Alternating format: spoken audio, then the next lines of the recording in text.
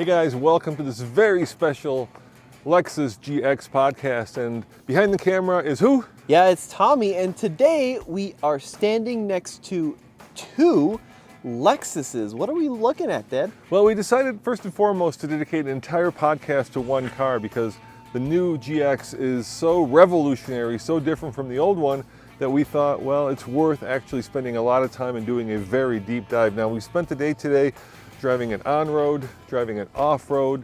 We also talked to the chief engineer. And in this video / podcast, we're gonna tell you everything we learned about it.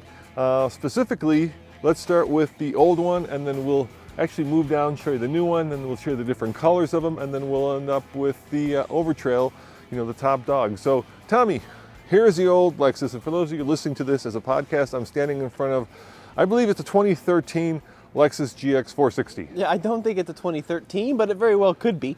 Because you think it's 2012? I think it's a 2023. Oh, yeah, you're right. Sorry. My mind is already gone after the full day of filming. I think you're off by a decade, but to be honest with you, it could be a 2012 or 2013 because this vehicle's been around for 14 or 15 years. Yeah, 2002, I believe, was the first generation. Yep, and then the second generation launched around 2009, 2010. And it has been updated throughout its long run, but it is an old design that's really tried and true. Yeah, now I am actually opening up the hood and showing you this venerable 4.6 liter V8 that has powered this beast. This is probably one of the more iconic Toyota / Lexus engines. It's one of those that will easily go hundreds of thousands of miles. 1UR-FE, that's right, naturally aspirated V8. Let's see if we can get a better look at it. I'll take that off, you're filming. Does the cover come off? Oh, look at that. Ooh, this one's seen some mud. Yeah, look at that. Oh, we broke it, Tommy. I didn't break it. You just took the cover off and now I gotta... You gotta put it back on. This is what we call extreme podcasting. This is extreme. I don't think you're getting it, Dad. Here, I'll let you try for a second. All right, here, I'll you put took the it cover off, you back put it on. Yeah, but look at that. So there's a good look at the engine. Yeah. You can see like the intake there, and you got some sound deadening. This is why it's plastic. This is why it's covered up. Well, I mean, it's not a good-looking engine, but I do think it's worth talking about this. So 301 horsepower, 329 pound-feet of torque. So it is a fairly torquey engine, if not... Tommy's struggling to put the little plastic cover back on it. Back on. I just got to get the little pins lined up. There we go. Look at that. It's back on. Sort of, kind of. It's back on. That's good. All right. That's all she does. And what's the transmission, dude? 6-speed automatic. So look, it's really a tried and true, long-lasting powertrain, but you do sacrifice fuel economy for reliability. Yeah, and look, here's the biggest difference between, I'm pointing to the old one and the new one, besides, of course, the incredibly different design language. This one was luxurious, and it had off-road goodies thrown in so that you could take it off-road. That one, they actually designed specifically to go off-road. That is my biggest difference. What do you think it is? This vehicle, the old one, Yeah. is based on the Prado. Yes. So it has off-road DNA built in from the get-go. So I don't think they added it on. What they did instead was add on luxury bits and bobs afterwards. Like this giant chin that is horrible for approach. Which sacrificed a lot of its built-in capability. Big wheels, side steps, a low front end.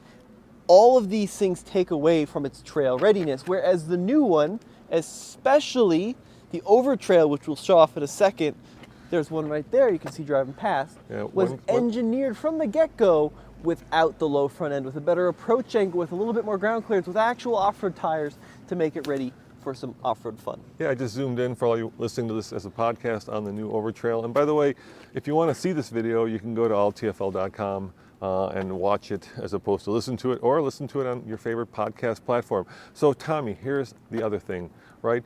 Now that you opened up this can of worms, we have to talk about the design language. So to me, I'm pointing to the old one, that is peak spindle grille, right? That is a massive grille on it. Yeah, and what they did with the old one was incorporate a lot of different colors and textures and design languages that, in my opinion, have kind of ended up clashing with each other, especially post facelift. It just got a little messy. So like you have kind of this chrome grille surround, this gray grille insert, and then you've got different shades of chrome throughout the vehicle. There's a lot of intersecting lines. A lot going on, right? And I know some people like the design of the GX current one.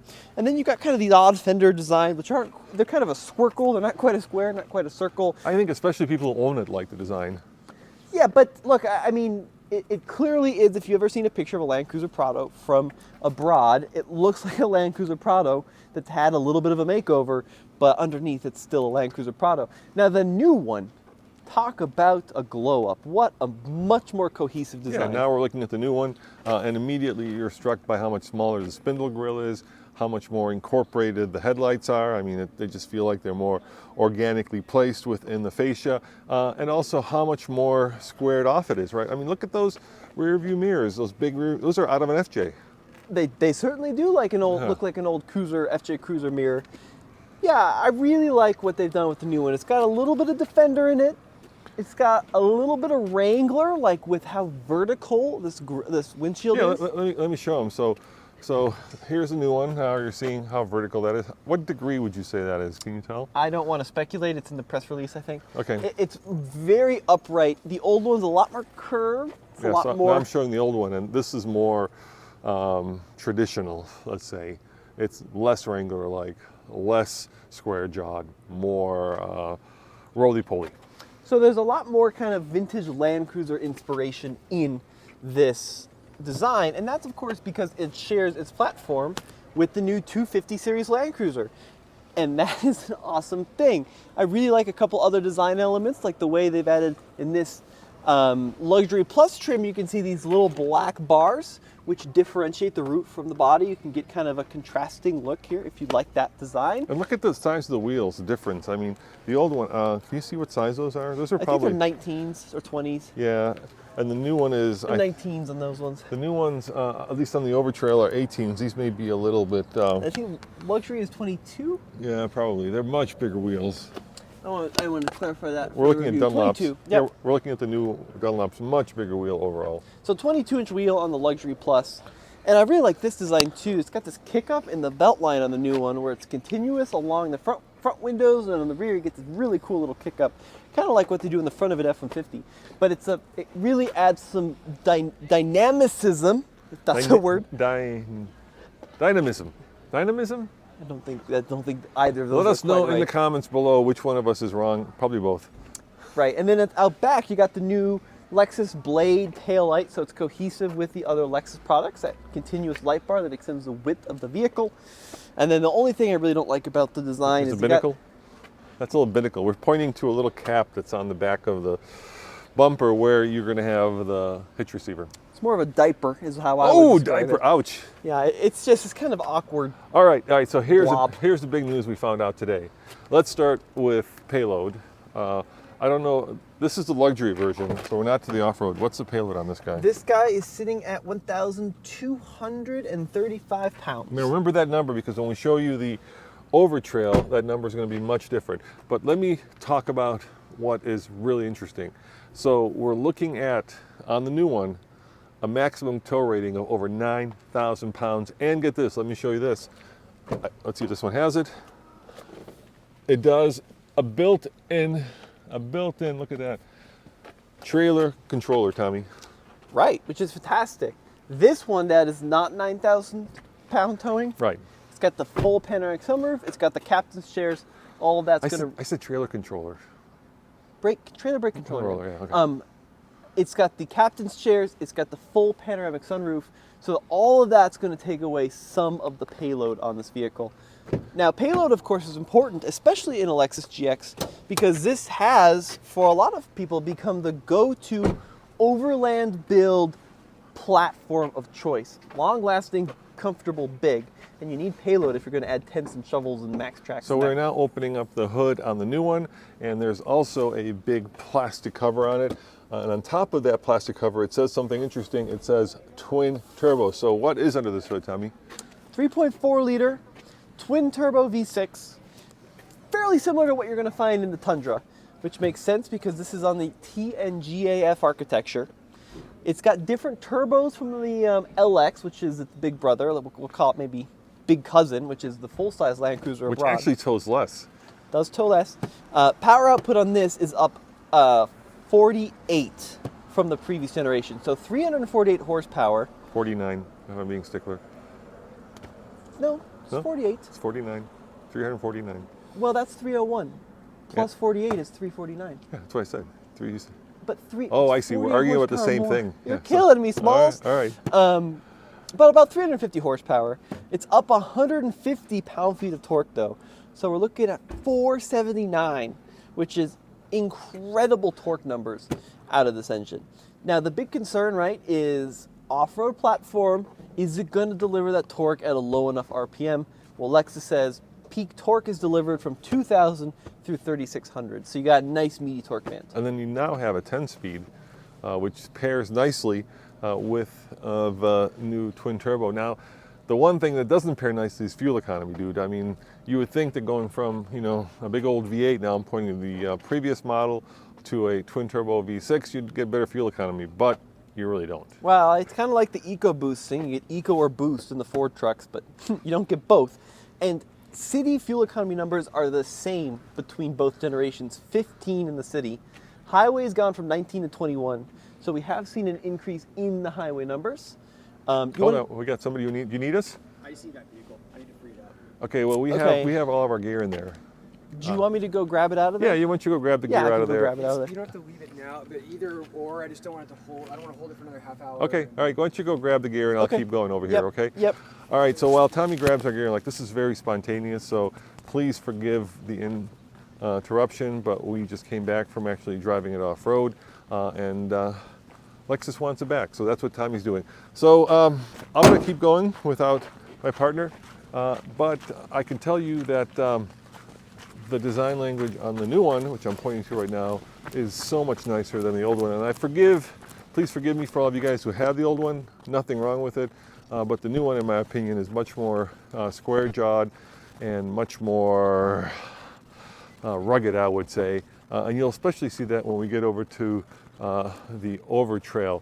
Now, perhaps one of the biggest changes is back here. Now, I'm walking around the old GX to the back, and I'm pushing a button and that pops open the top of the tailgate, so that opens up quite nicely. So yeah, that's kind of standard, but now here's kind of where it gets a little different. So now I am trying to pop open the back of, there it is, of the old one, and it swings open to the passenger side. Which is fine, but depending on what side of the road you drive on or what side of the street you park on, you could be opening this into traffic. So the big change with the new one, I'm walking over to the new one, is that you can still pop open the back by pushing a button like so, and the glass opens up, but the back tailgate now beeps and opens up. Good, I gotta get back to the podcast. More of it in a traditional manner, kind of lifting up, providing you with a little platform to sit in and stay dry, because now the tailgate is above your head as opposed to opening into the side of the road or the parking lot. Hey Tom, you came back, huh? Yep, I'm back. Nice to have you back, dude. I was just showing them the difference between the tailgates. Yeah. You talk about cargo capacity? Yeah, we could talk about that here. You want to take the camera for a second? So the room behind the third row is about the same in both. So it's right around 11 cubic feet worth of space, which is interesting because the new one is a full 5 inches longer. Which doesn't seem to translate, at least in terms of the space behind the third row, right? Yeah, it's pretty minimal in both of them. Now let me show you what this does. Now, for all of you listening to this, I am pointing to the power outlet, which is a 400 watt, right? 400 watt, yeah? Yeah, it's very small. Yeah, very small. Yeah, that's one of the And then the seats come up manually with the push of a button. I think what you mean, Dad, is they come up electric. Here, I got it. You gotta push and hold it. Ah, there you go. Thank you. Comes up electrically at the push of a button. So 400 watts, I think, is one of the larger misses from an overlanding standpoint. Because if you are in the market for a GX to go hit a long distance trip, you probably want onboard power.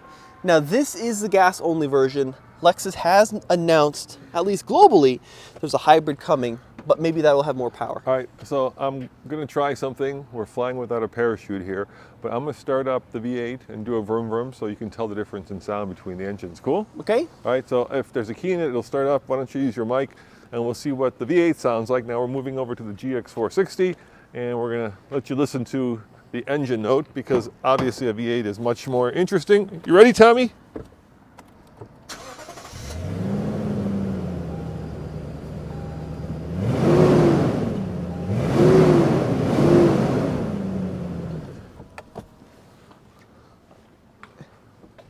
It sounds like a fan. Yeah, there's a lot of induction noise. Well, Right. these, I want to say the GX460 still uses a clutch-based fan driven off the engine. And yeah, when you go to rev it, all you hear is fan. All right, let's try the new GX and see what this sounds like. All right, you ready? Mm-hmm.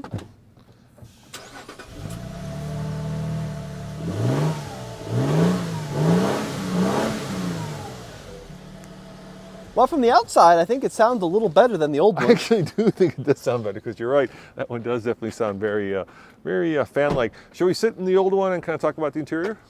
Yes, we can do that. That's for sure. So the old interior is Red. Sorry. full of buttons. So everything that you really touch across the dash is going to be a button, especially related to climate control, related to heated seats, related to your off-road controls. It's all physical buttons. Look, there's wood on the steering wheel. That's luxury. Now, the screen in this vehicle is a 10.3-inch display. Here, let's try to get some power to it. That's good enough. It does run a slightly older version of the Lexus infotainment than we see on the new one. I think it's pretty usable. I find it pretty easy to use. You want to close that door so it stops beeping? Thank you. Yep, pretty easy to use. Apple CarPlay integration there as well, but it is a little small compared to what we're going to find in the new one. And you also have this horrible touchpad that if you ever try driving and using, you will never get to whatever station you're trying to tune to. But nobody uses a touchpad.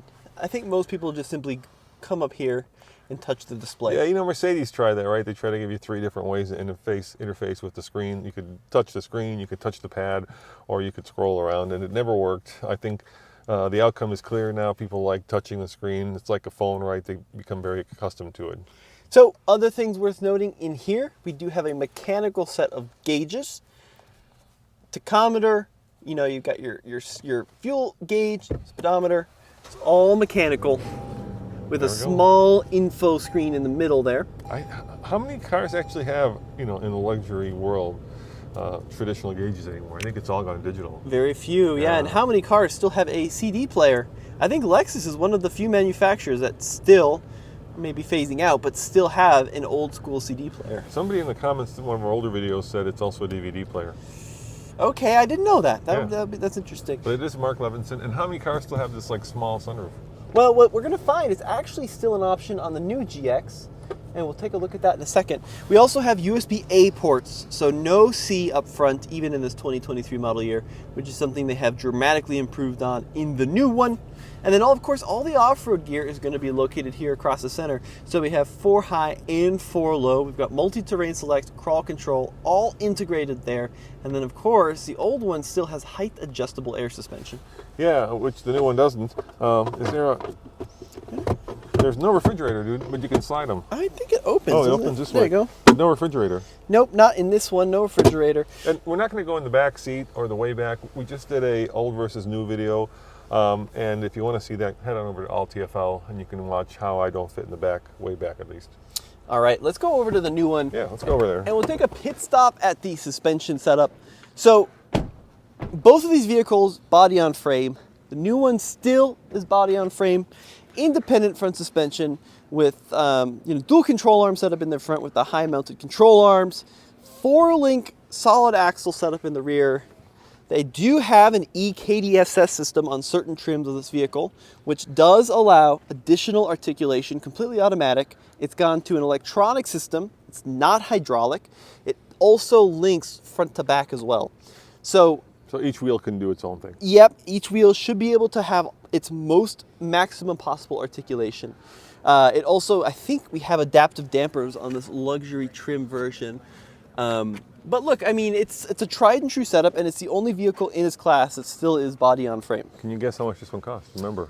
Yeah, it's over 80 grand. I think it's 84 when it's all said and done. That's a lot of money, Tommy. And we can talk about that later. We can talk about kind of how does this fit in with the new Land Cruiser, with the new 4Runner, with all of the other Toyota off-road products, and there's a lot of them right now. All right. Sequoia. You want to hop in the driver's seat? We'll show the inside. Yeah, let's talk about the inside. It's got a big screen, Tommy. Well, it's pretty much dominated by screens, which I know a lot of folks in the comments are getting a little bit tired of. But yeah, so all of the climate controls that we saw that were physical buttons and knobs in the old one has transitioned to electronic buttons and little switches here on the 14-inch display. Now we've got a massive sunroof, Yeah. which is nice. And then we have, of course, you can open it up. No, you can't open it up. Oh, there you go. I love that. You can, on a push of a button though, in this Luxury Plus, go between transparent and translucent. Photochromatic, I believe, is the term, but if I'm wrong, you'll correct me. And then the other thing I like about this is the fact that you have all of this off-road goodies, right? So you have, I'll show you the drive modes, right? I'll go in here and I'll select different drive modes. So you have, let me start at the top, Custom, Sports Plus, Sport, Normal, Comfort, and Eco. And then if you want to go off-road, Tommy, what do? You go buy an Overtrail. Yes, you do buy an Overtrail. But look, this one also has a low range. Right. Which is nice. It also has a locking center differential, which is nice. And it's got a tow haul mode. And like I said, it's got an integrated brake controller. Right, but how cool is that? You're missing a lot of the features of the Overtrail. Well, inform them, please, Tommy. So no multi-terrain select, no crawl control. I don't see a button for downhill assist here either. I believe that one also gets additional maybe trail cams as well to help you out on the trail. It also gets, of course, the 33-inch tall tires, additional clearance on the front end. Over there and show them. Yeah, so look, every GX is going to have a certain level of capability, which is great. They all have a Torsen limited slip center diff with a locking function, which is amazing. But really, if you want to go hit the dirt, you want the Overtrail. And we have heated and cooled seat, heated steering wheel, and you'd expect all that in a very luxurious vehicle. But when we were at the presentation this morning, they said that their main competitor is the Defender. Sure. You think that's true? 100%. Yeah, I mean, that's exactly... Not an X5? That's exactly what they're targeting. Low range, different terrain modes. Certain Defenders have the third row as well. X5 doesn't, X7 does have a third row, but that is an on-road oriented vehicle. This has off-road built in. All right, how about the GLE? GLE, same thing, right? Incredible vehicle, but not an off-road ready vehicle. We also have a lot of luxury features in this Luxury Plus trim. We have massaging front seats. We have the heads-up display. We, of course, have the full panoramic sunroof. So this is a well-equipped vehicle. And then another cool thing is, check this out. We've got cameras all around, and one of the coolest things is, because of the magic of cameras, the truck will actually show you, and it is a truck, it is body on frame. This is our definition of a truck. It will show you what's underneath the vehicle as opposed to just what's around it in front and behind and on the sides. Yeah.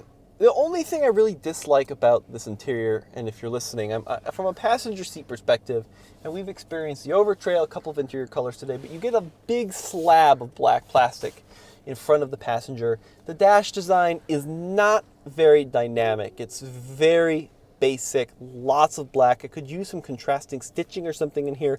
Like even that old one had some nice stitching across the dash panel.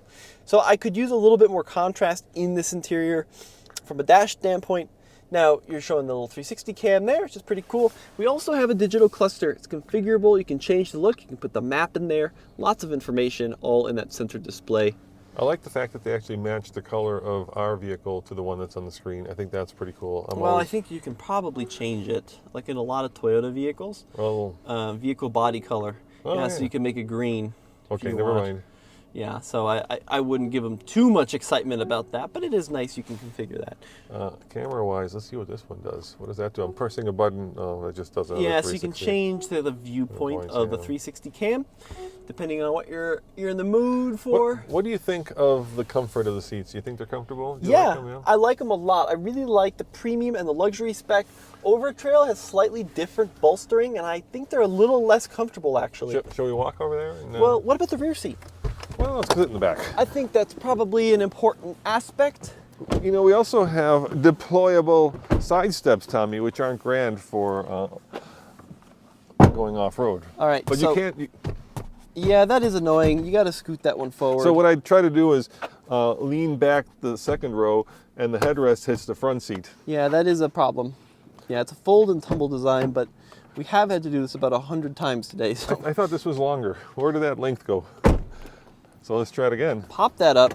So these are, of course, the captain's chairs that we're looking at with the third row. Second row, yeah. Second row. No, I'm saying the third row. Oh, with the third row, yeah. And we got built-in cup holders. We have heated seats back here. We have, I think it's 3-zone. Look, you only have 3-zone climate control. That's a little surprising. Yep, but at least you have controls for rear passengers. USB-C ports throughout. We also forgot to mention that. And look at this, the privacy shade. How cool is that? Yeah, I mean, I would say second row room is a little better real world. The third gen and the second gen. Third row room, however, is pretty minimal in both of them. I'm not going back there again. Yeah, I mean, I'll show you. I'll show you what it's like. I'll take the camera. Go for it. So that folds and that tumbles. Thank you. You go back there. Look, there we go. It is a temporary third row for sure. You wouldn't want to cross country this. Biggest issue is your knees are up high, so that's a challenge. See if we can recline that. Knees are way up in your face, and then headroom at 6 feet tall, also pretty minimal. Lexus's answer to this is buy the TX. If you are going to use a third row often, the TX is the Grand Highlander in Lexus form. That's going to be the comfortable one. If you fold it down, let me show them the little controls. You do have folding seat controls right there. Yeah, and you also have third row recline. You get a little bit of recline. Yeah, that's kind of cool. Yeah. Yeah, I mean it's usable for a pinch. It's not a minivan. Let's put it that way. No, it is not a minivan. Yeah, I know. There's a whole bunch of baggage that comes with a minivan, but my God, they are useful. All right, well, shall we head on over to the Overtrail and kind of show them the off-roady one, huh? Yeah, for sure. Yeah. So pricing on this one, $84. Yep. Now pricing on the old one ranged from like 60 to 70, depending on the year, of course, but roughly 60 to 70. The new one starts at 64, tops out at 84. So you get a much higher top end on the new one, but a slight bump in price on the base model. And we might as well talk about this right now. They're built in Japan. They're being shipped over to America, and so they should arrive on the West Coast sometime beginning of the next quarter. That's what Lexus says. Now, they're very proud. We talked with the chief engineer. Well, you interviewed him, and they're very proud of this, Tommy. It's the new Toyo Open Country AT that was designed specifically with the GX in mind. Yeah, well, I need to dive into that a little more, Dad. I think you can buy this tire for other vehicles. I think they tuned it for the GX application. It is specific to this vehicle, but it is a nice all-terrain, right? It's not as aggressive as a KO2, I think. Some of the tread blocking could be bigger from a true all-terrain standpoint, but look, you got real sidewall protection. You actually have some lugs. For the first time on a bone standard GX, you can get this vehicle with an all-terrain. So for those of you listening to this, we're standing in front of the Overtrail GX, and it is in an earth tone. I think it's called earth, actually. It's kind of a dirt cement. Would that be a good way to describe it? Maybe. Well, I would call it hearing aid beige. No, oh God, I was hoping you wouldn't say that, because once you get that in your head, you will never get that out of your Look, head. it's the hot, trendy color, but I think this is going to age like milk, well, to be honest with you. Well, the other thing about this, of course, is that now if you come in here, you get all the off-road goodies. Well, can we stand the outside? First? Yeah. So yeah, look, so Overtrail, in the front end, you got a different front bumper, higher clearance with a removable panel here. Lexus says that this area of the bumper is the most prone to damage, so they made this center lip portion easy to replace. Can you come way down here? Yep. So we actually do have recovery points, but they're mounted so far up that unless you have a very short or very tiny recovery rig, you might pull this off when you're actually recovering this. Well, that is a concern. Yeah, they are really far underneath there. I'd be kind of worried about bumper components coming off in a recovery. Other thing too is like GX, one of the most modified off-road overland rigs on the planet. And currently on the current one, it's a lot of hacksawing you have to do to fit winch-ready bumpers. Good point. You're going to have to do a lot of that on the new one too, because all of this is basically one piece. But it's a better looking piece. Yeah, much better looking. Now, when we talk about the wheel and tire package, absolutely fantastic that you can get this vehicle with an 18 You know, if you want a Defender 110, you want that inline 6 engine, you're going to be looking at like, I think a 20 Yeah. is the smallest you can fit on that. 18 on this vehicle, 33-inch tall tire, and it does stick out a little further, about 0.93 of an inch further out. So the Overtrail spec has this cladding on the side to cover the wheels. Now, if you guys are wondering how it drives, there is an embargo to let all these journalists here have a crack at coming out with the story at the same time. So we did drive it on and off road. That video will come out, but right now we can't talk about how it drives. But stay tuned to alltfl.com where we have an off and on-road review coming. I think that's fair. So, you know what's interesting, Tommy? They said that the side step can actually be replaced, you know, and you could put a skid plate there. Well, what they were saying, Dad, is that every GX comes with a side step. Yes. However, they are starting a program, which is currently live right now, where you can work with a Lexus dealer and get certified Lexus parts installed. Yes. And one of the things you can swap these out for are rock rails. So you can't buy it from the factory with a rock rail design, but it does sound like it's easy to change in the aftermarket. All right, here's the big number. You want to show them the payload? Oh yeah, let's see, Overtrail payload, 1,545 pounds. Now that's a lot for all of you guys and gals who want to put a rooftop tent, who want to actually take this thing overlanding, because you need a lot of stuff to go overlanding because you're basically living out of your vehicle. So that's a lot of payload. And also, this is also unusual, this one has a shorty sunroof. So if you do put a rooftop tent up there, you know, you're not going to be blocking your view. Well, and I'm having Tommy's rolling his eyes. Yeah, I'm having the realization. Yeah. You know, they claim, look, Overtrail, steel roof or rooftop tent. If you read between the lines, what I think is going on, steel roof lighter than the full panel roof. More payload. No third row in the Overtrail. Let's show them that. So this is kind of also interesting. So they're able to increase the payload by ditching the third row, by putting that steel roof on there. So now we're opening up the back, and you'll see that there's a lot more room here. But like in many other Toyota, like the Highlander, you still have this like armrest sitting here where the third row would be with no third row. So you have dual four cup holders actually with no seats for them. And this is just like the Land Cruiser. Land Cruiser has no third row option at all, but you still get the cup holder. So Dad, let's hop in the inside here. I'll come over here. I'll show you a couple other things. So bolstering, look at this. Got these big aggressive bolsters. They say this to keep you in place off-road. You like the suede insert? I do, I think it looks great. Yeah. I'm putting in a green suede insert, which the Overtrail gets. All right, so I'm going to go into accessory here. We're not Okay. supposed to drive this one away. Yeah, and don't turn the steering wheel because it tears up the grass, apparently. They wouldn't want that. Okay, so we're going to check out some of the off-road goodies in this. So Overtrail, center and a rear locker. Check that out. We have that low range, but now we got all these additional buttons. So you've got your normal drive modes. Let me clear this message. There we go. So you can see you got your custom sport, sport S normal. But if I push the MTS button, now I can cycle through sand, mud, deep snow, dirt, and auto. And you can now use multi-terrain select even in high range. And then of course, DAC and crawl control as well. You can cycle through there if we were in low range. This vehicle, I don't know if there's a little spec sheet. It was like 79 as equipped at 79,000. A lot of this is the same 14-inch display, same Lexus safety systems. You got that little baby sunroof instead of the huge one. And then I don't like the seats quite as much in the Overtrail compared to the standard. Do you like this big screen? And compared to the old one, that's a huge difference. Well, we talked about it in the other car a little bit. I think it's functional. I think it's going to date the car. You think we have different cameras in this one? Yeah. Oh, we do have different cameras. Yeah, right. So we got some off-road camera views here too. Pop them. Which is what you want. Well, we're in it now. Okay. Some of this stuff is because we're not in drive. Drive, yeah, so you won't get it, yeah. Can you get the front? I should show you the front. Well, this is the front, and then you got the side view. Oh, look at that. Whoa. It just zoomed through the car. Yeah, that was pretty cool. That was pretty cool, and now we're looking through the hood, but underneath all we're seeing is black, so I'm not sure you can actually see the underneath. Well, Dad, let's do this. Yeah. So we sold them the Overtrail. Yeah. Right? Yes. Oh, one thing I did want to see is I'm curious if it has a full-size spare. So I'm going to come back here. Spare tires mounted underneath. Oh, looks like it is a full-size spare with an Alterate. There's your 7-pin, by the way, and your 4-pin tucked way up underneath the bumper away from hazards. All right, let's go down the line. And show them the different colors? Yeah, so A couple different trims going on, right? So premium, we haven't seen, but we did see luxury and overtrail. Now this is a premium plus, I believe, this one. Let's look at the interior. I want to see what a light interior looks like. Premium plus, by the way, Dad. It's also dark. Never mind. This is this is kind of the volume seller. Yeah. So you get some of the goodies of the luxury, but not quite everything. So still have a smaller sunroof in this vehicle. We do have the wireless charger.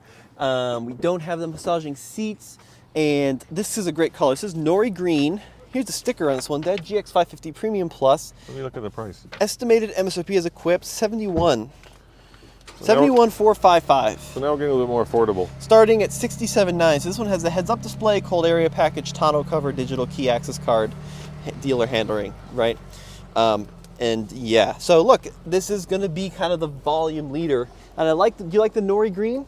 I do. I do like the Nori Green. It's got a little bit of speck or fleck in it. Yep. So it makes it look a little shiny. It's got smaller, I believe, wheels and tire combination as well. I think this is a 20, I want to say. That's what it looks like to me. R20, Yeah. yep, for sure. Geolander. All right, let's keep going down the list. Yeah, look at this color. That's an interesting color. So back to the Luxury Plus. This one's more grayish. Yeah, and you can see too, right? Like open up the door. Yep. This Luxury Plus, it's going to have that power retractable running board. Let's check out the interior. Do we have a spec sheet on this guy? I don't know. It's not. Oh, I'm evident. sure we do somewhere. You know what I'm really starting to get bored of? These really kind of muted grays and silvers. You know what I mean? Aren't we past kind of peak boring colorville? I know dealers order these vehicles often. I'm not sure if Lexus uses the same Toyota ordering system where basically the region orders them and then gives them to them. But you know, dealers are historically very conservative when it comes to colors, so we're seeing a lot of blacks, a lot of whites, a lot of grays, and this is the color palette I'm seeing here. You don't like the cement? Yeah, I'm kind of over the cement. Remember we had that ZR2 that was that color? When we had that, I was super excited by it. Now, not so much. And then coming down the line here, I think this is another Premium Plus. I like to find the stickers so I can give you the exact pricing on these. This one has one, I think, Dad. All right, this was a, this is the most affordable one here. Oh, that's so cool. Check this out, GX550 Premium. Yep. So $64,250 as equipped. But as tested. Yeah, it's base model. Yeah, this is a base model. So price starting at $62,990. So this has no options. Okay, cool. That's so cool that we got the base one. And let's be honest, Tommy, $62,000 high base is still a lot of money. And Yeah. of course, the question I have is, like I said, how are they going to, distinguish this from the Land Cruiser? All right, so let's look at some of the things we don't have in this one. No Mark Levinson sound, Okay, right? Got yep. the standard speakers, which I believe to be 10 speakers. I think it's 14 speakers, 10 speaker. Oh man, that was a journey. 10 speaker audio, I had to refer Only to my notes. 10, huh? That's pretty good. Notice the standard 14-inch display. Notice a couple other things though. We got no wireless charging. No right? big sunroof. No, you got the small sunroof. From a feature set, here, I'm just going to flick it on like this. Here, let's see what else we're missing in here. Still have the digital displays. I want to see if we have heated steering wheel, ventilated seats. So heated and ventilated seats, no button for the heated steering wheel. Yeah, so that's not bad, That's still a lot of luxury. No multi-terrain select, and Nope. also look at the significantly fewer drive modes. Sport, normal, and eco is all you get. Yeah, and I don't believe we have the adjustable suspension on this guy. But you still get the low range, which is nice, and you still get the locking center diff. Yep. And you still get kind of this. I think It's like a woody finish, wood finish. Wood from the plastic tree, or is that wood from the wood tree? I would imagine wood tree. Is there a refrigerator? No cool box. No cool box. Yeah, some other things I'm noticing, the new Lux trim seats, right? Yeah. 20-inch wheels, so you do get a big wheel standard. 6 USB ports in here, standard running boards. You certainly don't feel like you're in a bean can. Lexus safety system 3.0. That's also great. You get all the safety features. You get 2 USB-C ports. Yeah, And guess what? You get air conditioning. of course you get air conditioning, and you get cruise control for Andre. But you don't. Adaptive cruise. You don't get the cameras. No 360 cams. Yeah. No. How about the back seat? And no shade. Look, no shades, dude. Yeah, no shade. Well, I'm glad to see that we were able to find the very entry-level model. Yeah, no shades in this one. But Although, look, so no heated rear seats, but you do get the third zone climate, which is great. 2 cup holders. Pretty that's good, nice. good sized cup holders there. Did Yeah. you get the electric fold down? I don't think you do. No, it's a manual folding. We have the bench back here. Yeah, no electric fold down, at least not from here. Let's see what the. Let's hop into the trunk. See if you still get the power. Yep, still get the power lift gate, which is great. Oh yeah, manual folding seats. Interesting. Yeah. Which honestly, Dad, is way better. I mean, look how much quicker that is, right? Yeah. Just Yeah, whoop. yeah, That's way more convenient. yeah. Like I said, they're manually automatic. No, these are just manual. But Dad, guess what I see even on the base car? What's that? Integrated trailer brake controller. Wow. So we're still good. This All should right. be the 8,000-pound towing vehicle. Oh, 9,000 pounds. 9, you're Yeah. right, 9. And it also should have the highest payload. So shall we look at the payload sticker? Ooh, yes, let's do Watch that. out, I'm gonna close it. I don't want to close it on your head or into a bush.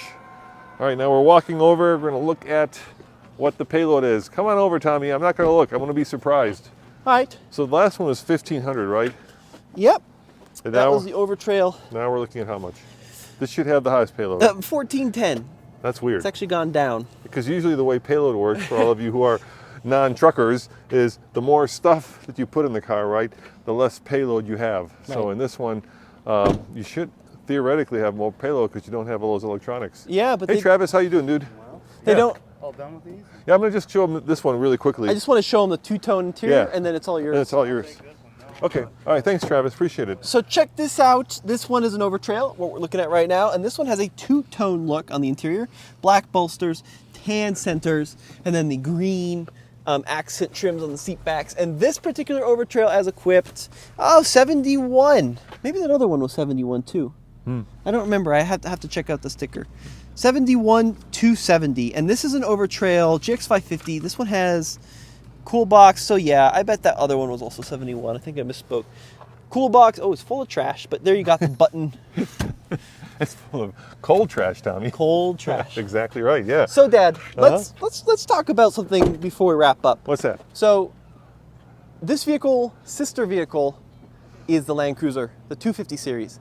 Toyota said that starts at mid-50s. Well, it's gonna have a smaller engine, we think, Well, we know. Yeah. 2.4 turbo hybrid. out of the Tacoma. But they're targeting 27 mpg.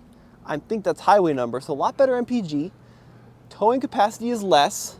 Not as luxurious inside. And now we're also, go ahead, keep going. No, you can go. Oh, now we're also going to be guessing at this, but the new 4Runner should also have that 4-cylinder, which will also have basically the same powertrain as the Land Cruiser. And so the question is, how do you distinguish this? Let's start from the bottom. So 4Runner obviously is going to be, I think, the least expensive. Then moving up, you're going to get the Land Cruiser. Then moving up, you're going to get the Sequoia. And then moving up, you're going to get this. I guess this is a pure guess on my part. Yeah, I mean, look, what? 400 now starts at about 40, goes to 57.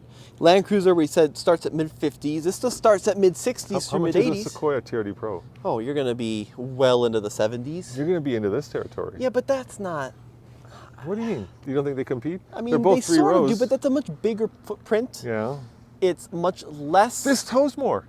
Yeah, but this has a full-time four-wheel drive. Sequoia has the manually selectable four-wheel drive, which I've always been annoyed about in that vehicle. I like the size and the form factor of this more than the Sequoia. Sequoia, you're right, Dad. You're right. It could be a competitor you're going to cross shop. I'm just really curious to see how Toyota is going to distinguish all these different, very capable off-roaders from, and I'm throwing in Lexus in there, from each other. That's my biggest question. I'm sure wait 6 months we'll know, but it's still something I'm interested in. So let's talk about this, Tommy. Yeah. So we said that this competes with the Defender. It competes with not the Overtrail, but the regular one, with cars like the GLE, the X5. Mm-hmm. Given that competitive set, is this something you would buy? Is it something that you would be interested in getting, or would you get some of those other vehicles? Well, I think it's certainly near the top of my list. I mean, what I think is so cool about Lexus is they listen to their customer base. Yeah. They saw what people were doing in the overlanding community. They saw people's complaints Let's show them the white one that just showed up. with some of the power outputs Yeah. on that. That's one that we've shown. That one, Dad, is the same as that one over there. Oh, that's right. The very first Some one was luxury white. plus, Yeah. So look, they've listened to their customer group and they've given them a lot of what they want. Now the pricing is high. especially when you look at like a fully loaded Luxury Plus over 80 grand. But you do get a lot of features for the money. And if you do want to save money, you can spec yourself the base model, 64 grand after destination, before dealer markups. And, oh, no headlight washers too on the base trim. But yeah, I think they did exactly what they needed to do. And really, they knocked the design out of the park. Yeah, I think that the biggest difference, like I started this podcast with, is that the old one had off-road features, but because of all the luxury sitting on top of it, you could take it off-road, but you would certainly struggle if you actually hit some serious off-roading because of the chin, because of the approach departure angles. This one has off-roading baked into the design, making it much more overlandy, much more off-roady. And as you know, I'm a sucker for overlandy and off-roady vehicles, and I'd love to put this up against a Defender and a Grenadier Ineos Grenadier to actually see how they compare like in Moab. That would be my dream comparison. So I'm hoping we can actually do that before too long. You get the off-road goodness baked in, but apparently you don't get fog lights baked in because the base model doesn't come with fog lights. Look, I think it's great. I'm so excited about it. Let's see if it comes with recovery hooks. I'm curious. On the base level? No, you got me wondering if there's recovery hooks. Yep, you got them. Yeah, that's good. They're here. Yeah, they're not as beefy though. They're not as integrated. Look, and you got a... Yeah, you get a real skid plate. But this one's plastic, but this one isn't. Well, the important one is metal. That's Yeah. what counts. Well, folks, I think that was a pretty good 45 minutes, Dad. Was that 45 minutes? Wow, Yeah, I think we did a pretty nice job going over the basic overview, and we got a lot of driving videos coming up if you want to know how this vehicle is going to perform on and off-road. Dare I say that was beyond a deep dive. That was a very deep dive into the new GX. So guys, like I said, please head on over to alltfl.com for more videos if you want to see, you know, what we have done here. And let us know in the comments below if you like these kinds of podcasts where we're kind of, you know, at a program and we're taking a very close look at these, or if you like the stuff that's in the studio. We really want to create videos that you want to watch, so help us, because it's hard to tell if, you know, if you like this or if you like, you know, the traditional podcast more. All right, we'll see you on the next one, guys. Thanks for watching. Ciao.